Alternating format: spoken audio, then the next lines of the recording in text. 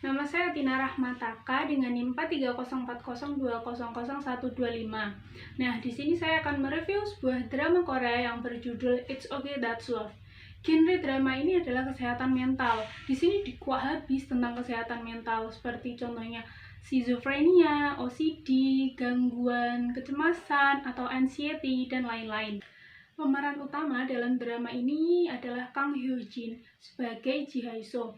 Nah, dia ini mengalami gangguan kecemasan juga yang disebut dengan fobia seks akibat trauma masa kecilnya.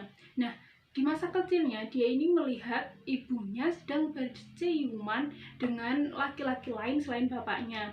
Dia trauma gara-gara melihat ibunya ini sampai besar, sehingga dia tidak mau ketika berpacaran ingin berhubungan lebih lanjut seperti menikah dan melakukan hubungan seksual ini. Dia tidak mau dan keberatan karena apa yang dia lihat ketika masih kecil tersebut. Jadi fobia atau kejadian tragis di masa lalu bisa menimbulkan trauma yang terkadang tidak kita sadari. Nah, mungkin ada dari kalian yang bertanya-tanya, kenapa sih seorang psikiater bisa mengalami juga fobia atau kecemasan? Nah, saya akan menerangkan bahwa setiap profesi sangat rentan dan memungkinkan untuk mengalami hal yang mereka tangani.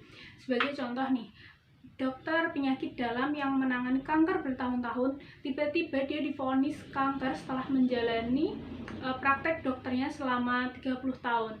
Kan itu juga dia tidak bisa mengatasinya sendiri. Nah, itu juga sama dengan psikolog, bahwa semua penyakit tidak memandang siapa yang di profesi ini, seperti dokter tadi. Nah, si Ji Hae So ini menyadari akan traumanya masa kecil, jadi dia berusaha untuk menyembuhkannya.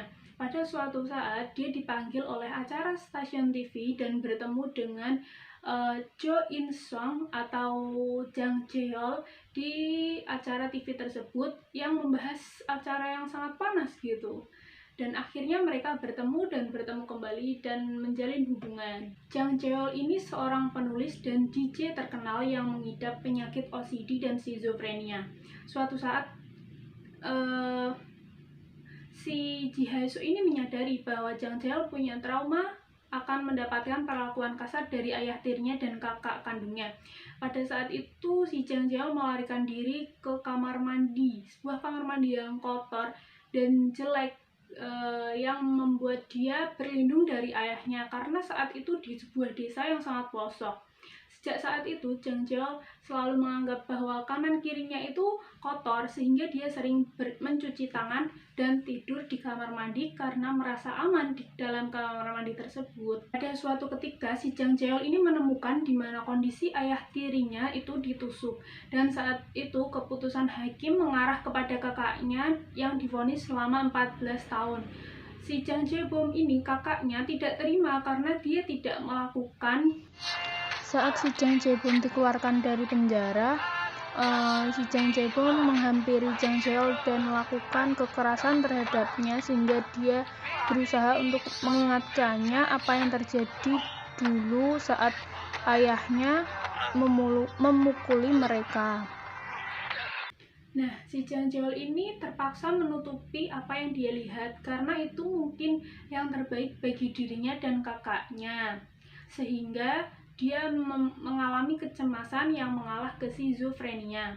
Dia punya inner child yang seperti sosok kecil, padahal itu dirinya sendiri, yaitu Han Kang-woo. Sosok kecil yang diciptakan Jang Jae-hol ini bernama Do Kyung-so atau yang diperannya ini Han Kang-woo.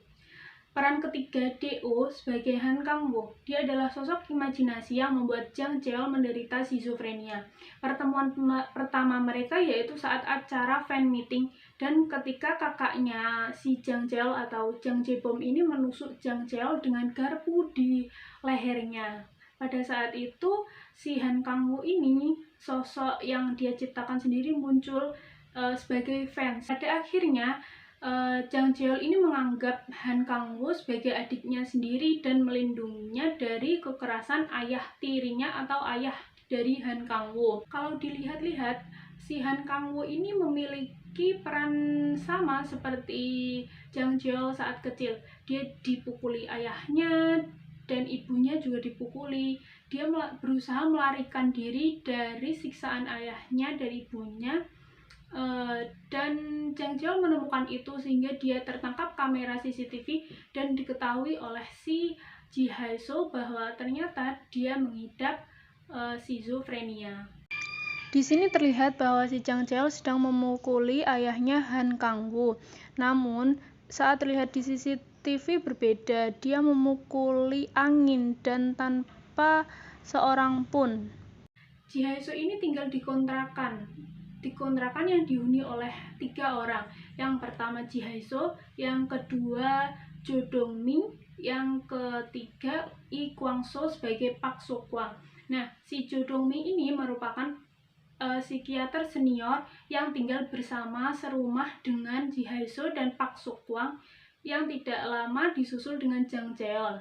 Pak So-kwang ternyata juga mengalami gangguan sindrom Tourette.